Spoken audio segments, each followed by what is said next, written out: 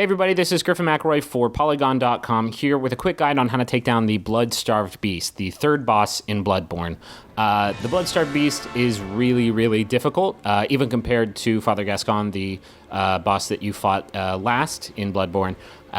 They are very quick, kind of erratic, kind of tricky to predict their attack animations because they have a lot that look very similar. And not only that, throughout the fight, they will expel these clouds of poison that, if you're close, will poison you, and also make it so if you are even close to the Blood-Starved Beast, you will suffer from slow poison. The good news is there is one strategy that is really helpful for taking them down. You're going to need a blunderbuss in order to do it, which is one of the starting weapons in the game. You can also purchase it from the Bath Messengers after finding the Saw Hunter's badge in Yharnam. Once you have the blunderbuss, you want to make sure that you have stocked up before you go into this fight with a bunch of quicksilver ammo. You want to make sure to have plenty of blood vials too, and antidotes, which you should have found a lot of in the area preceding this boss fight. You can also purchase those from the Bath Messengers for 600 pop. Basically, what you want to do is look out for one of his attacks, specifically where he rears back with his right hand and prepares to hit you with that right hand. As soon as he starts rearing it back, shoot him with the blunderbuss. It'll stun him, and then you can hit him back with a visceral attack. You can also get in a few attacks on him, which may make more sense if you use some fire paper before the fight. He is susceptible to fire, so it may make more sense in the early part of the fights while that buff is still active to try and get in a few shots of just regular attacks on him instead of a visceral attack. Otherwise, you want to make sure after you hit him with the blunderbuss and he's stunned, you want to get right up on him, basically touching him, and execute the visceral attack. And it'll do, if your weapon is upgraded to like level 3 or so, which should be about as high as you can get them at this point in the game, you'll do about 400 damage, which is a significant chunk of change. For the rest of the time, you just want to make sure to dodge out of the way of their attacks. If you can stay behind them, you will give yourself a little bit of leeway.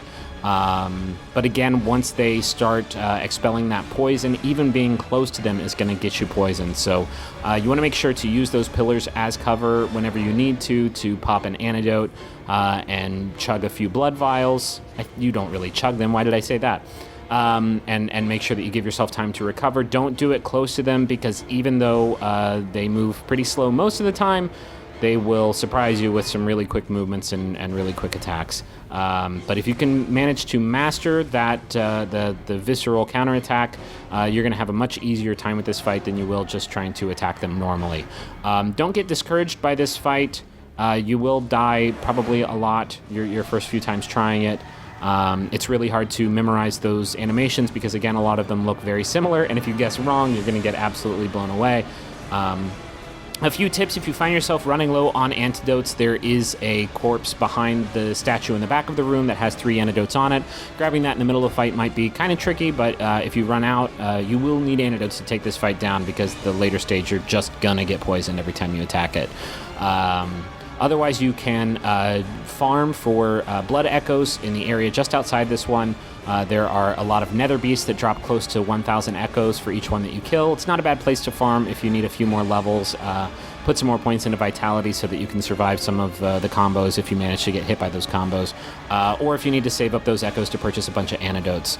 That's it for the Blood-Starved Beast. I'll let the rest of this fight play out. Again, I use my strategy of just throwing a few Molotov cocktails at them when they're close to death. Because again, I just can't handle the pressure. And also, it's pretty effective against a lot of the bosses. So if you have some Molotov cocktails saved up, don't be afraid to use them at the end of the fight here.